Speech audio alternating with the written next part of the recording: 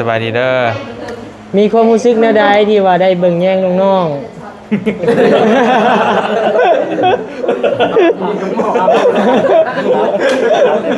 ไม่ได้ทำแล้วเก่าเลยพี่ได้บอกแล้วอยู่พัฒนาบ่ธรรมดาก็รู้สึกจังไดบ่ก็รู้สึกวุ่นวายเล็กน้อยแต่ก็รู้สึกดีใจนะดีใจที่ว่าดีใจมองได้ดีใจเอาจากใจเลยคือดีใจที่แบบหมู่คู่ตุ่มโฮมกันเนาะแบบว่าเป็นปึกพอดีครบฮอดปี1เด้เนาะเฮามาได้ว่านำกันอีกนี่โอ้ปี1แล้วช่วงเขาขึ้นไปก็ย่ามนี่แหละย่ำนี่บ่แม่ย่ำเดือน6เดือน6ย่ำนี่เลยย่ำนี่เดือน6ย่ำนี่แหละวันเกิดบอลี่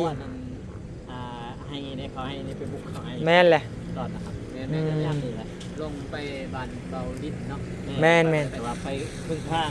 แม่นแหละไปบ่ฮอดเข้าในบ้านนะจะไป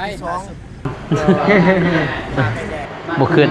ว่าเป็นสีมาตอนหับในนี่เนาะว่าก็โบได้หูเลยเราผัดใส่เนาะบ่ผัดใส่ก็หาแต่ฮู้จักกันครั้งแรกเนาะเป็นภาษาลาวแล้วก็เป็นบุญตาเลยได้มาสวรรณเขตโดยในเช้าก็เห็นแล้วเนาะเห็นแล้วโล่งอกแล้วเห็นแล้วก็ยังอีกบอลหนึ่ง2บอลอยู่ใช้ยังบ่เห็นอันนั้นสังพระธาตุอีหั่งบ่โดยพระธาตุโพนพระธาตุอีหั่งเอามาพบกันแต่ยังบ่ทันเห็นโดยอันนี้โดยสบายดีไงเป็นไงความรู้สึกโอ้จะโทษน้ำอีกแล้วกูว่าจะเคลื่อนไหนว่าดอกไส้เดือนนิ่งบัวบ่เขาพี่เดือนบ่ข่าวพี่เดือนบ่ได้เขาจะจอดทางจอดทางนี่ยังกี่ถามมาถามมาเป็นไงความรู้สึกมื้อนี้ลูกพี่ความรู้สึกเซอร์ไพรส์บ่ยาวหั่นน่ะเซอร์ไพรส์โทรศัพท์เพิ่นบ่เลยได้ก็ดีใจน้ำมูร้อยดีได้มูได้เด้สบายดีเฮานี่ได้หน้าอยู่กับเฮาลูกหลานเอ้ยเงินบาทมีอยู่บ่ได้อยู่เสียงต้องใหญ่ๆหน่อยนึงพี่ใต้ยัดใต้โต๊ะไว้เพิ่นเด้ใต้โต๊ะอีกเลยจักเหรอว่าใต้โต๊ะน่ะมีหยังกันเลยแล้วเดี๋ยวดูให้ก็ได้ม่วนกันพี่สู้วะเดี๋ยวเบิ่งให้เด้อประจานให้มันก่อนแล้วว่าใจกินขาอยู่เลยครับรายการอะไรบ้างยังต้องกันเนาะแน่นี่ขับรถทอดังพวกเบิ่งแล้วหลานเอ้ยเนาะครับว่ามันนั่นแหละก็อยากเข้าดิเขารถได้รถแล้ววันนี้สบายดีเด้อวันนี้เด้อเนาะฝากเนื้อฝากตัวเด้อเสียงกันนั่นจะลิแท้ธรรมชาตินี่กูอันนี้สบายดีคือเอาไว้ธรรมชาติสบายดีน้องนิ้วเหรอสบายดีพี่น้องภาษาเนาะก็ดีใจน้องเลยแต่ปรุงแต่งอีกนี่แกมากูนี่อีก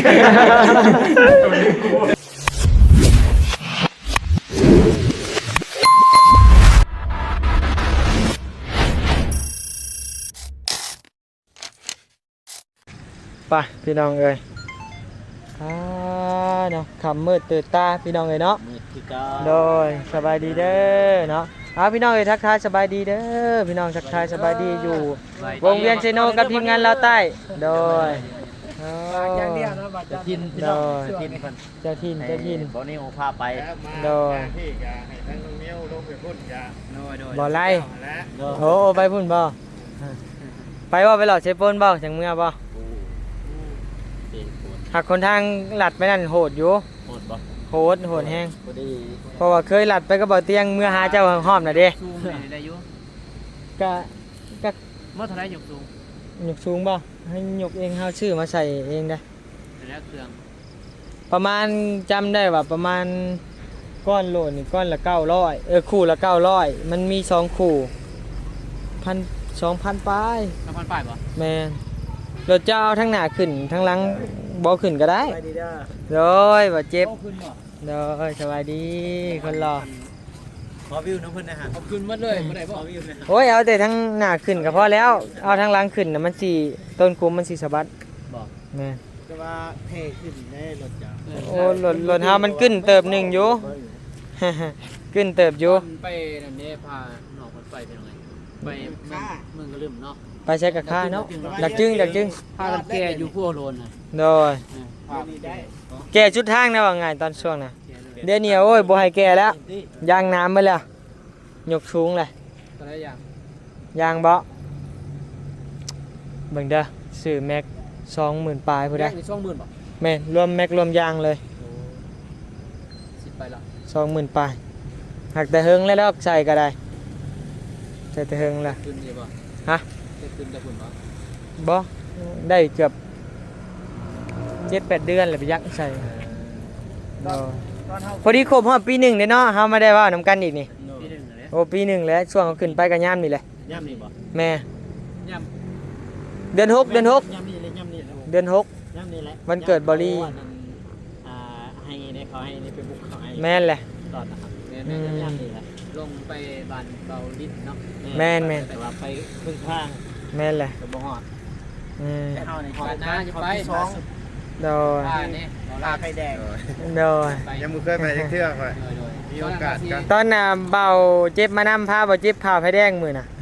ห้องโลกเลยว่า ไปเที่ยวทั่วสวรรณเขตเด้เพิ่นมาทั่วแล้วไปสวรรณเขตแต่ว่าไปทำไฟแดงจักบอลโอ้จำบ่ได้จักพาไฟแดงนี่คือเดา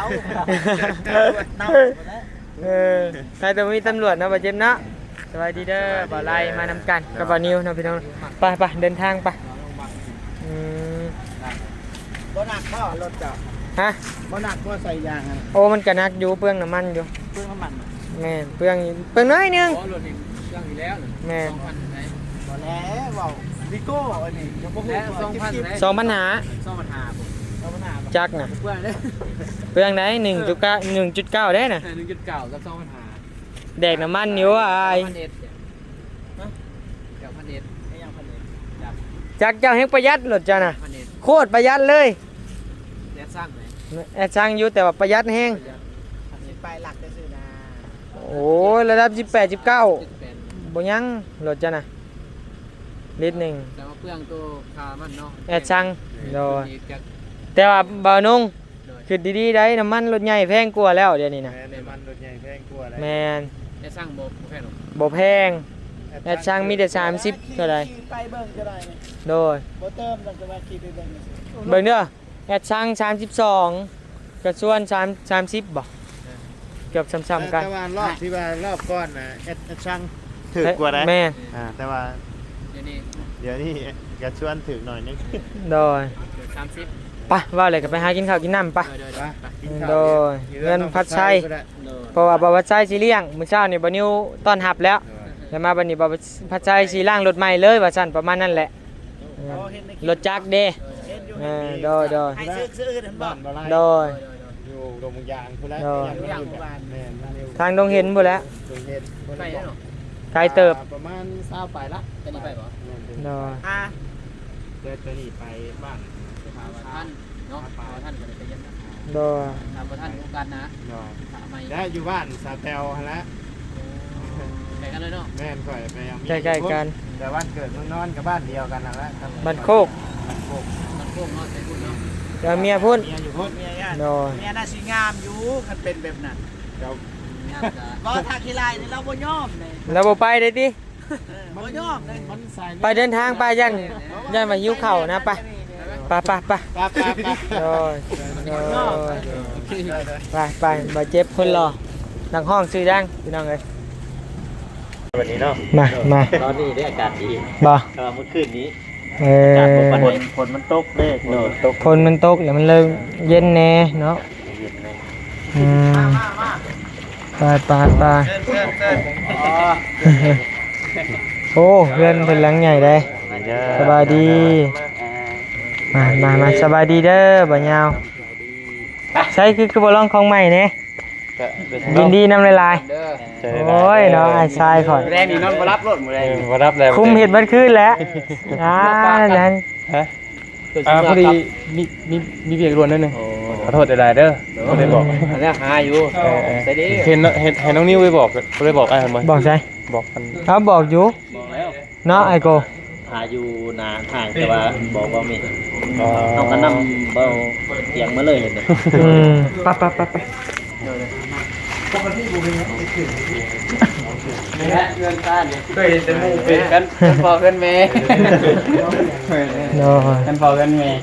ได้ฮะ ไปโอ้ปิงเป็ดบ่นะ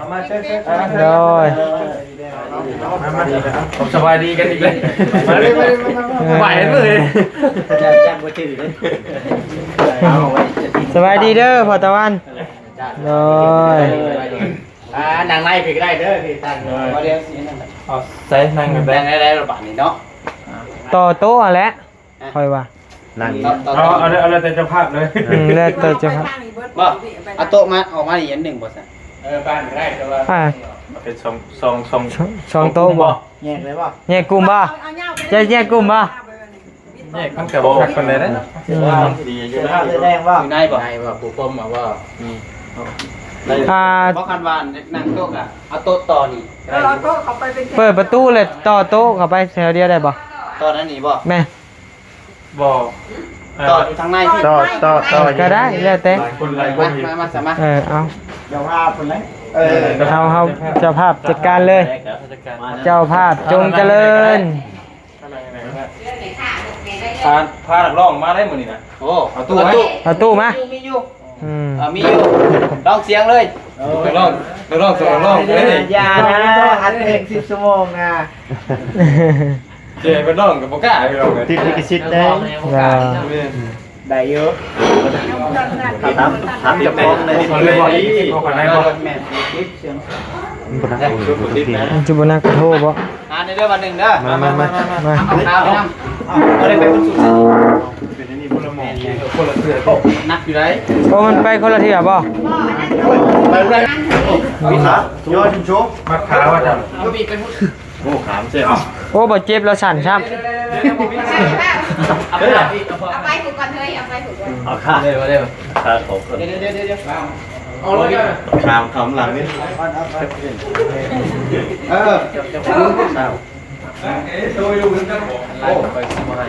เอาเลย ขา โอ้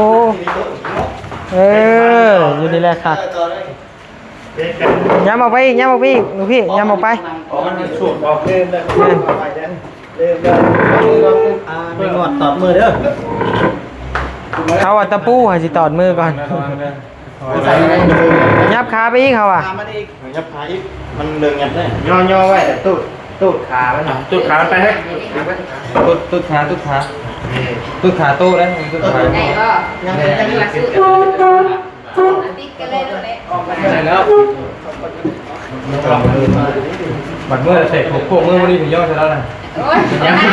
ยังฝากไปได้ งามนี่เนาะเพดานเนาะ เอาโต๊ะประหูได้มาตั้งหูดิ เจ๊ขักเนาะ โอ้มาลี ให้ยังก็ให้ตาไม่เอา นั่ง เลย ได้อยู่ในบ้านเนาะนั่งได้อยู่ในบ้านเอาโต๊ะประหูเด้อ เจ๊ขักเดี๋ยวนี้ไม่ได้เปิดไปท่า โต๊ะประหูแล้ว ไม่หรอ ถ้าบอกว่าก็ยังมีได้โต๊ะข้างนอก ยอมบอกได้แล้ว เราทำบอกพ่อค่ะ โต๊ะประหูโต๊ะได้ข้างนอกต่างให้ต่างเนาะต่าง ไม่ ได้ ไม่ไม่ไม่แค่นั้นนิดนึงไม่ใช่ไม่เอาปุ๊บไม่ นั่งตะกู้มามันเบาจันเบาเจ็บไม่ถึงไหม มาประธานยาวนั่งนี่เลย การยาว สองผู้ลูกนี่โตติดกันเนาะเดี๋ยวนี้เนาะ พอนั่งใส่กันนั่งน้ำใน เดี๋ยวบ่ห่างเลยนะเดี๋ยวนี้นะ ตะกี้นี่ยังนั่งแยกกันยินคนในกูอู้จับมันเห็นดูชาดิ บ่เอามาบ่ เจอมานั่งประตูก็ได้ บอ เดี๋ยวจะมานั่งนี่ก็ได้ นี่อันนั้นใส่เกลืออันนั้นนะพี่ลูกโต๊ะไม่ใส่เกลือกินกันนะนี่โต๊ะถ้าลูกจะทำให้เราเป็นมาได้ได้เลย บัดอยู่เกลือใส่ แต่อยู่มีแต่บ่เตียงมากับบ่เมฆมาจังหน่อย ยังแต่บ่เตียง ได้แล้วเหลือแต่บ่เตียงกับบ่เมฆเชียว ยัง ว่าอยากนอนบัดนี้ เอามาปรุงไปทางนี้ โอ้สาวผู้เนี่ยบ่ไปใช้ได้เนาะสบายดีหันแบตเตอรี่ต่ำสบายดีได้อเด้อโดย ของเราดิ ประธานเจ็บเป็นจังไดความรู้สึกไปมือนี่มืดมือ เอาซื้อมา ฮะมาอยู่ฮอดบันพินล่ะตอนโทรหา แล้วบ่ ฮะว่าแล้วแหละเป็นจังได สึกเมื่อย ฮะ สึกเมื่อย รู้สึกเมื่อย เมื่อยแล้วก็ดีใจที่เป็นส่วนหนึ่งหั้นนะ โอ้โดย ดีใจบ่คิดบ่ฝันว่าเขาสิได้มาหั้นนะ โดย ต้องขอบอกขอบใจอานงเพิ่น โดยบอลนง โดย เอาได้เนาะขอขอบใจ โดย โดย ต้องเอาลายเสียเครดิต มาทางนี้ก่อนพี่น้องเลยสบายดีอีกคืนหนึ่งเด้อ หน่อยสบายดี เป็นจังไดความรู้สึกมาลาวกลาง ดีใจเฉยเนาะตอนหับโอ้ โดย อย่างล้นลาม บุขึ้น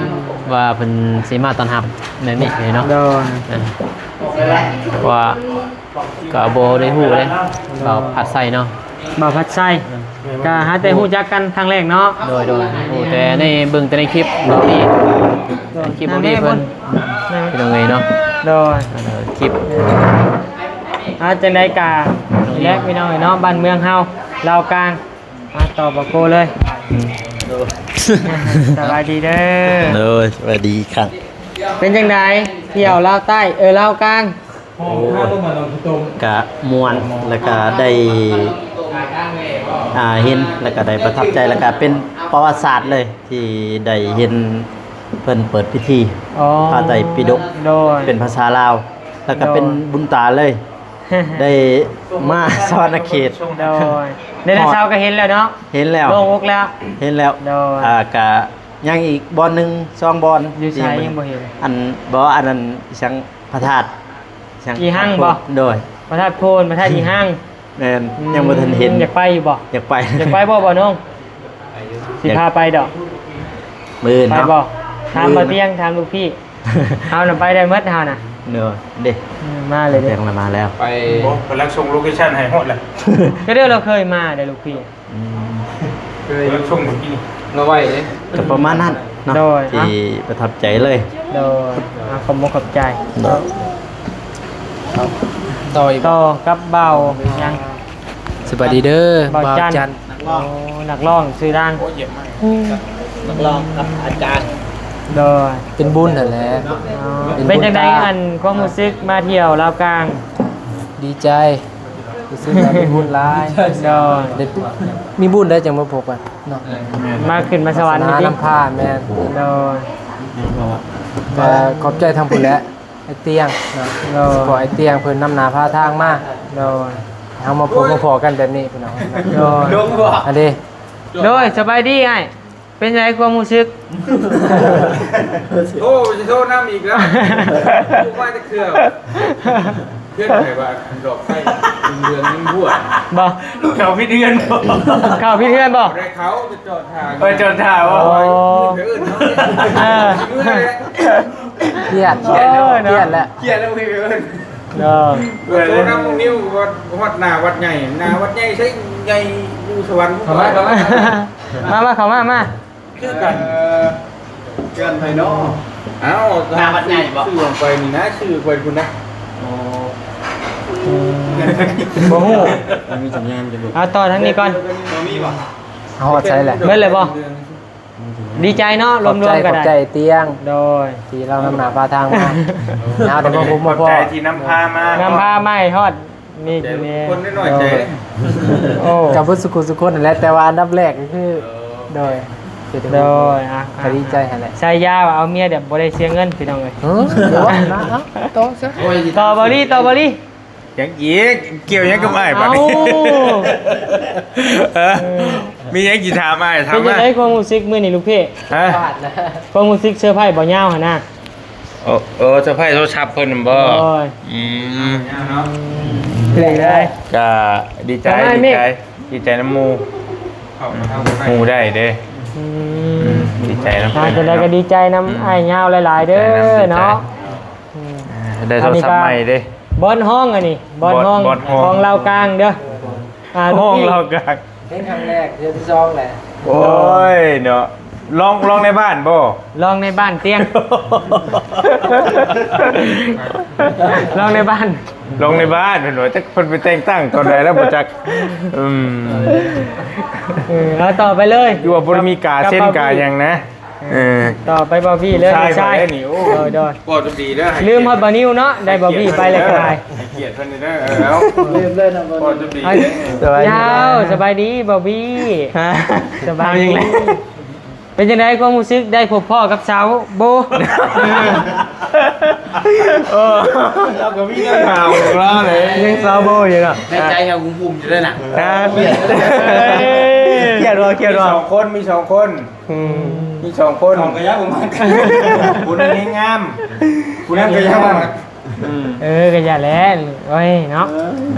เป็นยังไงความรู้สึกเฮ้ย ก็รู้สึกอย่าง เอาได้พบพ่อกับ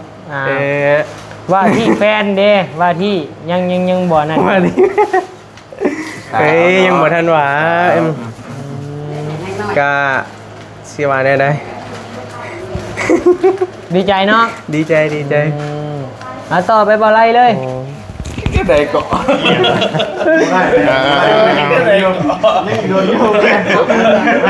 ยิ่งโดนเนาะมาเอาสบายดีเด้อเนาะมา เอาสบายดีเด้อบ่ไร โดยสบายดี โดยเป็นจังไดความรู้สึกนั่งรถน้ำห้ามื้อนี้ ก็โอเคเนาะก็เกือบลายเทื่ออยู่ตอนมากะ เกือบยังงี้เนาะดีกว่า บ่แม่นรถใหญ่รถ10ล้อเลยแซงก็โดดเอาแล้ว เอ้าอยู่ดีๆมาเบียดเฮาเนาะไปเลี้ยวกับบ่ใต้มาเบียดเฮา ดีอยู่บ่ได้เติมน้ำมันน้ำหยัง โดยก็ดีอยู่กะมากับขี่น้ำกับเฮาบ่ได้เติมน้ำมันเด้ก็ดีอยู่เพิ่น ใครดอกนี่ราชาอันเจ้าหนีเฮาก็ได้ ขอให้เป็นแบบนี้ตลอดไปเด้อ โดยขอให้เป็นนี่ตลอดไปเด้อน้องเด้อ ก็อย่าเอาเป็นหนีหลายกว่า บ่แม่นอันไปน้ำบ่แต่บ่ให้เติมน้ำมันนั่นนะช่วงนี้ โอ้ทางน้ำบ่อใหญ่เอาเบิ่งดูหั่นความรู้สึกเพิ่นเบิ่งดู แม่หิวข้าว เอาความรู้สึกเพิ่นบอก เอาเนาะมาบ่าววัดไส้สบายดีเด้อเนาะเป็นยังไงความรู้สึกได้ใกล้ถึงเวลาจะได้แต่งงานแล้ว ยัง เอามันก็ได้ครึ่งหนึ่งแหละก็ดีใจอยู่ โดยรถจะได้รถใหม่เนาะ โดยสิได้เมียน้ำหมูครับ อย่าว่าน้ำมูกว่ายังไม่ได้เนาะลูกพี่เนาะนอนในบ้าน โน่ บ่ใส่นี่ประเด็นคือเลยบัดนี้ แค่นี้ฉันก็ปวดหัวเต็มทีแล้ว เอาต่อว่ายาวเลย ผมเด้อเรียบร้อยดีได้ สบายดี สบายดี เท่าในเดือนมีนาอยู่กับเขาลูกหลานเลย เงินบ้าน มีอยู่ว่าได้มาชม ได้อยู่เสียงต้องใหญ่ๆหน่อยนึงลูกพี่ ใต้ยัดใต้โต๊ะไอ้เพิ่นเนี่ยใต้โต๊ะ แต่โตอีกเลย จักเราว่าใต้โต๊ะนะมีเอียงกันเดี๋ยวแล้วเดี๋ยวรู้ไหมก็ได้อ่ะ ม่วนกันพี่สู้วะ เดี๋ยวเบิ่งให้เด้อจัดการให้ ประจานได้บ้านก่อน แล้วกว่า เป็นใจกี่ขายอยู่เลยครับ ประจานได้บ้านยังต้องกันเนาะ แน่นี่ขับรถโทรดังพวก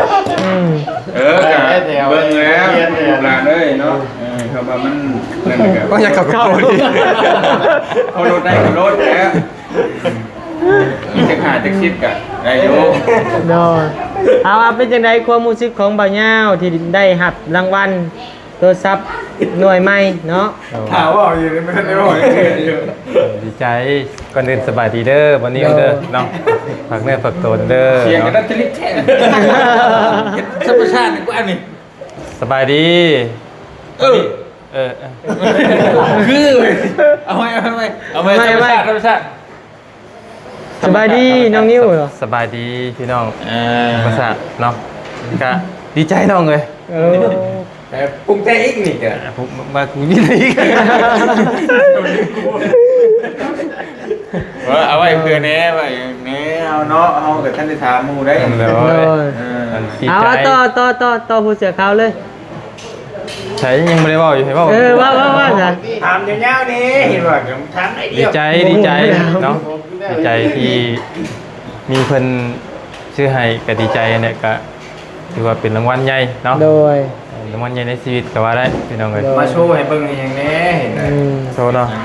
ก็เล่นกัน ไม่ห้าง ฮะ ไม่ห้าง อ้าวตู่กับบริเวณว่า พอชุดเนาะ หลุมมากเอาสัมดี เนาะ ดีใจ 20,000 จำแห้งเสร็จไหม เอ้า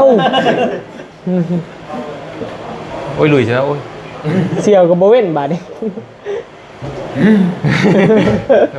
มาสิลุย เทสเสียตะ แต่4บ่ โดย 20,000 ถึงมันจะมีห้างกับบริห้างคือท่อดอกเด้ออ่ะ ถึงที่เป็นแม่ห้างกับบอลเจือนทึกกับพังเซ่ดอก บ่ได้เจือน บ้านเอาผมมีเช่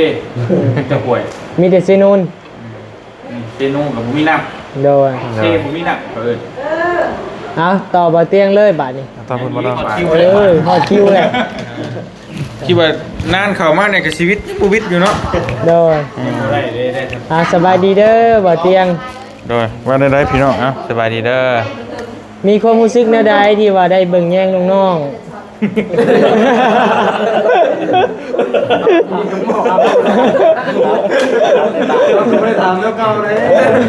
พี่น่ะบอกแล้วอยู่พัฒนาบ่ธรรมดากะรู้สึกจังไดบ่กะรู้สึกวุ่นวายเล็กน้อยแต่กะรู้สึกดีใจนะดีใจที่ว่าดีใจหม่องใดดีใจเอาจากใจเลยคือดีใจที่แบบหมู่คู่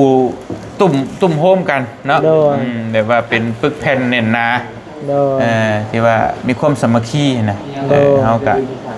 โอเค ดีใจเลยเนาะ ดีใจ ใน เพราะ นาม ว่า คุณนำพาเนาะ แม่นมันถึงว่าเฮาพาเฮ็ดพาหยังกับหมู่รู้สึกว่าเฮ็ดเป็นก้อนเป็นกลุ่มนี่เฮาก็ดีใจนะ เอาไปทางหลังก็ได้ ถ้าเฮาเฮ็ดพาเฮ็ดแล้วหมู่ก็แจกกระจายโอ้ยบักหนึงไปให้บักหนึงไปหน้าบักหนึงไปหัวบักหนึงไปชวนมันก็บ่คักปานใด โดย นี่ก็โอเคอยู่แต่ว่ามันเมื่อยได้ก็เมื่อยแหละเป็นที่ว่าเฮาต้องเอาใจหลายคนผู้นั้นผู้นี้มันก็เป็นธรรมดาแต่เฮาก็มีความสุขเมื่อยแต่มีความสุขอะนะ โดย แต่ว่าเราเห็นอย่างน้อยๆเนี่ยอย่างน้อยๆนี่บ่เตียงคือว่าจากใจเลยอย่างน้อยๆนี่เฮาก็เห็นหลายคนเปลี่ยนไปแม่นบ่ โดย คือเริ่มแรกนี่บ่เตียงถ้าบ่เตียงในมื้อนั้นน่ะบ่เตียงฉีดบักหมูแตะอยู่คือบ่เตียงไปขายบักหมูก็ได้แต่กำไรเท่านั้นแหละก็แล้ว โดย ถ้าบ่มาเฮ็ด YouTube นี่ก็คือสิบ่มีมามื้อนี้เนาะอย่างน้อยก็นี่แหละนี่บ่ได้หยังก็ แต่กระบอยดึงกันขึ้นมาหน่อยเนาะ ถึงที่บ่ได้หยังหลายคือหมู่นะก็ โดย ก็ยังโอเคเนาะก็ยังขึ้นมาอีกหนึ่งน้องเมฆนี่ก็อย่างน้อยก็ยังมีเงินมีชาติด้วยนี่เห็นนะถึงที่บ่นั่นแล้วก็บ่เจ็บนี่ก็ถ้าบ่มี YouTube นะตั้งแต่บ่เตียงเริ่มเป็น YouTube นี่ก็บ่แม่นได้เพราะบ่เตียงดอกแต่ว่าเฮาก็เฮ็ดให้มันฮู้จักให้มันลิงก์กัน โดย ก็อย่างน้อยที่ว่าเฮาถ้าเฮาบ่มี YouTube เฮาบ่แนะนำบ่รีดึงมา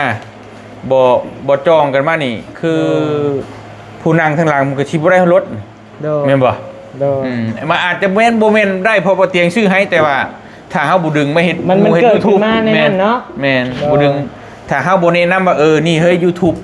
มันมีนะมันได้เงินนะ โดย ถ้าเฮาบ่ชวนหมู่มามันก็สิ่งนั้นมันก็บ่เกิดนะ โดย แล้วเฮาก็บ่เคยอยากได้หยังจากหมู่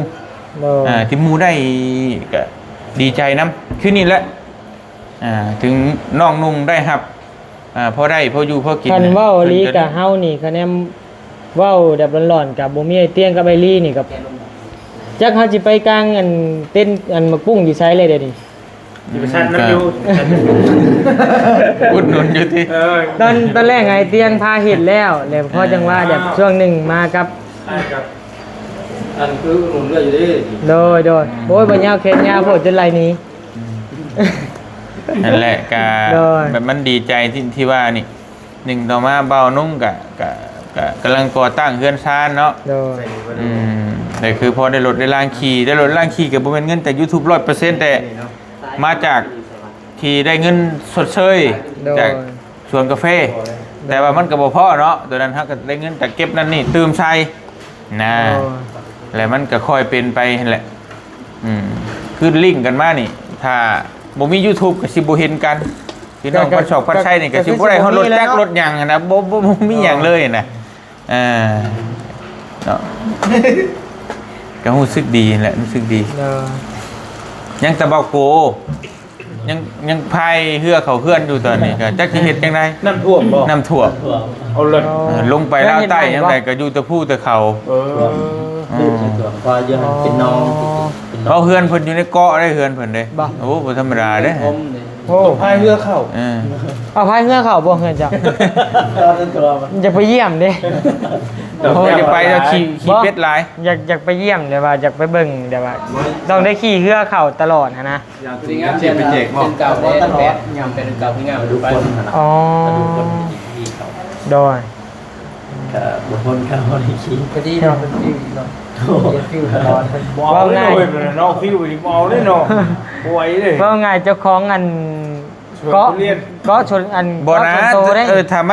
มันเป็นน้ำคือน้ำหนองสาดของอย่างอยู่ป่าอย่างมันก็คักน้ำสาดเนาะแต่มีน้ำขี้เป็ดน่ะอยู่ในหมู่บ้านน่ะมันบ่ได้เป็นตาจังซี่โดยเอาก็คือบ้านเฮาเนี่ยน้ำท่วมหั่นแหละมันน้ำเน่าๆเนาะบ่ปานใดมันก็บ่โอเคปานใดนะเอ้าชาวสองและเนาะก็ต่อมาทางไอ้เมฆเนี่ยอันนี้ก็ไอ้ฮักผู้นึงพี่น้องเนาะไอ้ฮักบ่นี่โอ้ฮักเป็นบ่นี่ไอ้ฮักกูอยู่จนจ้อยนี่ก็ฮู้เอ้แม่กันตลอดจนตกใจลงไปลึกเลยรู้สึกแบบอีต้นเลยนะโดยแบบลงแห้งหลายคนถามอยู่เสพบ่เอฟซีถามเด้โดยบอลลี่เสพบ่ครับคือจอยผมบ่ได้เสพเด้อครับจอยให้อีลินิวน่ะเรือจากกิโลนะเรือ53อ๋อจากตอนมันลงกับเรือ50กี่60ปลายตะกี้60ปลายก็70นักกดไหลยอดกินแล้วก็หักก็แล้วเปิดละเป็นจังไดอันความรู้สึกไปอยู่หุ่นเฮิงดีใจดิมันก็คือว่าได้เนาะมันก็อยู่บ้านเฮาเนาะอยู่เหมือนกันเนาะกลับมาพี่ก็ซ้ำบ้านเฮาอีกบ้านนึงเลยนะก็เงาแล้วได้เงาเฮาเลยเงาบัดอันนี้ก็เงานี่บัดเปลี่ยนกันเงาเราอยู่พุ่นก็อยู่พี่จะได้คักกว่าอยู่พุ่นกับอยู่พี่จะได้คักกว่ามันก็คักคนละแบบนะทางนั้นก็สิอีกแบบนึงโดยก็ตามใช่บ่จัดเนาะบ้านเกินก็คักกว่าเลยดิอยู่นี่ก็คักอีกแบบบ่ฮ้อนอีกแล้วมันก็แตกต่างบ่ก็แตกต่างกับบ่ฮ้อนกับบ่ฮ้อนแม่นกมลาวเอาได้แหละเนาะได้ก็อยู่ดีมีแห้งมาทุกคนเด้อเนาะมื้อนี้แสดงความยินดีกับเบาละยาวแล้วก็เบาบี้เนาะที่ได้เริ่มหาเนื้อคู่ได้แล้วเป็นยังไงเนาะเป็นยังไงติดตามเบิ่งเอาจะได้กับผักเด้อคุณนี่เด้อโดยบ่เอาไปโอเคเด้อพี่น้องเด้ออยู่ดีไม่แห้งมาทุกคนสุขภาพแข็งแรงเด้อสบายดี